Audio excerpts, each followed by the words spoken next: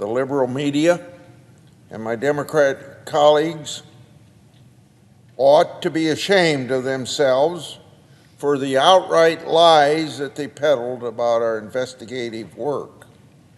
As a result, Senator Johnson and I did what any good investigator would do. We gathered even more records to prove all these people wrong. Which brings me to the second theme. Senator Johnson and I will produce new records to show additional connections between the Biden family and the communist Chinese regime. Before we get to those records, I'm going to discuss the background of our investigation. We started this investigation last Congress.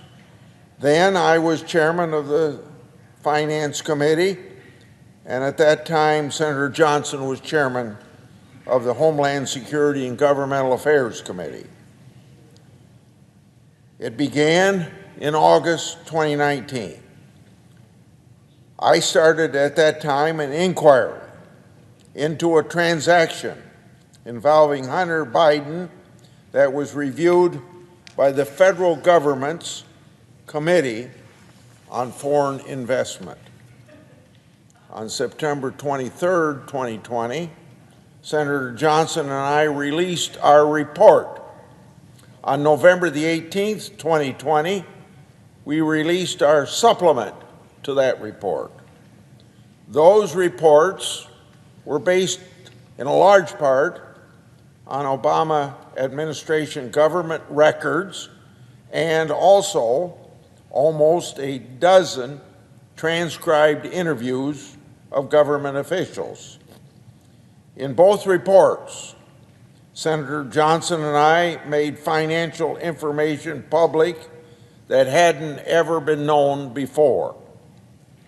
Our report exposed extensive financial relationships between Hunter and James Biden and Chinese nationals connected to the communist regime. More precisely, these were Chinese nationals connected to the Chinese government's military and intelligence service. One of those individuals was a person by the name of Patrick Ho. According to reports, Hunter Biden said of Patrick Ho, quote, "I have another New York Times reporter calling about my representation of Patrick Ho." Then Hunter Biden says the F word, denoting a spy chief of China who started a company that my partner, who is worth $323 billion, founded and is now missing. End of that quote. We'll get into more detail with respect to Patrick Ho in future speeches. We'll do the same with Gongwen Dong, another close associate of Hunter Biden's, who was connected to the communist regime.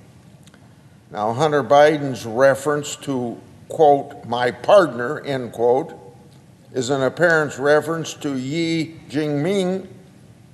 Yi had connections to the People's Liberation Army.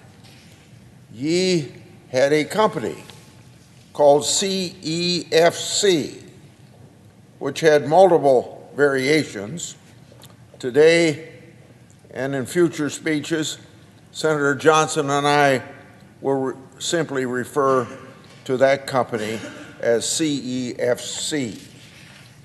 Documents show that CEFC's corporate mission was, quote, "to expand cooperation in the international energy economy and contribute to national development," end of quote.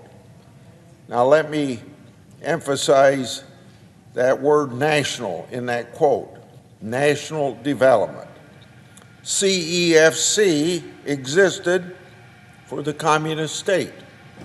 Indeed, records show that CEFC is dedicated itself to serve China's national energy strategy, developing national strategic reserves for oil, and now I quote, partnering with centrally administered and state-owned enterprises, end of quote. Records prepared by one of Hunter and James Biden's business associates, a James Gilliar, say the following about this company, CEFC. Quote, at the time, China was hungry for crude, but its state-backed companies were having difficulty closing some deals abroad. The optics of China's state-backed giants marching into a country to buy and extract oil weren't great for Central Asian politicians. This paved the way for private firms like CEFC, which can strike oil deals in Europe and the Middle East, where Chinese state-owned enterprises could bring political liabilities, end of quote. Documents also show that CEFC, quote, is building an energy storage and logistics system in Europe, end of quote, to connect China, Europe, and the Middle East. Now, you may ask why? Plainly, to serve, quote, China's ambitions to have overseas storage locations connected with world markets, end of quote. The document further states that CEFC's investments and their bank division has investments in the energy sector, quote, which are in tandem with the government's $4 trillion One Belt, One Road foreign investment program, end of quote. So then, CEFC operated under the guise of a private company, but for all intents and purposes, as an arm of the Chinese government. Hunter Biden and James Biden served as the perfect vehicle by which the communist Chinese government could gain inroads here in the United States through CEFC and its affiliates. And these inroads were focused on Chinese advancement into the global and U.S. energy sector. Hunter and James Biden were more than happy to go along, of course, for the right price. So now let's turn to the first poster, which shows bank records that hasn't been made public before now. This is a portion of a document that we, meaning Senator Johnson and I, will release in full. The topic of this poster shows a wire transaction, August 4th, 2017, from CEFC to Wells Fargo Clearing Services for $100,000. Now look at the bottom of the poster. This is the underlying data of this transaction. It states, quote, further credit to Owasco, end of quote. Owasco is Hunter Biden's firm. Now, there is no middleman in this transaction. This is $100,000 from what is effectively an arm of the Communist Chinese government, direct to Hunter Biden. So a second question to the liberal media and my Democrat colleagues who accused us over the last 2 years of distributing Russian disinformation. Is this official bank document Russian disinformation? Now, beyond this document, in future speeches, Senator Johnson and I will show you more transfers between and among such companies as CEFC, Northern International Capital, Hudson West 3, Hunter Biden's Owasco, and James Biden's Lion Hall Group. In doing so, please keep in mind the players in this game: Hunter Biden, James Biden, Yi Jinping, Gang Wen-dong, Murin Yang, and Patrick Yo, to name a few. All of these individuals mixed and mingled with related corporate entities over a period of years and with respect to millions of dollars. Now, the next poster.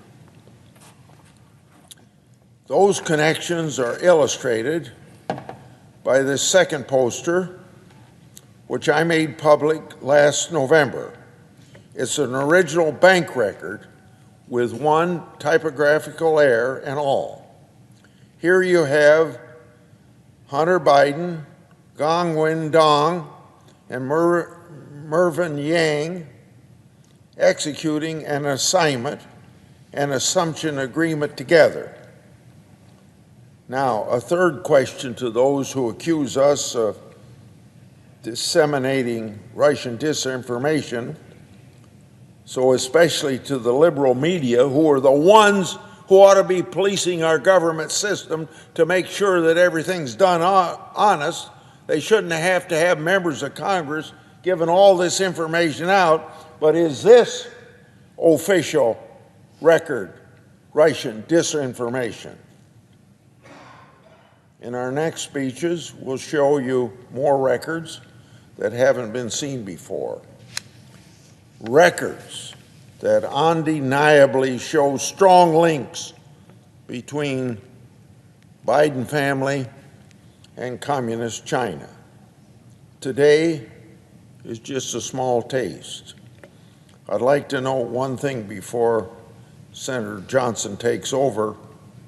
He's going to describe to you the ridiculous attacks that we received, claiming that our reports were Russian disinformation. On March the 16th of this year, the New York Times unwittingly substantiated our reports by reporting on Hunter Biden's connection to foreign corporations and his potential criminal exposure. So what Senator Johnson and I made public last Congress is now a prevailing fact pattern that even the liberal media can't ignore any longer and falsely label Russian disinformation.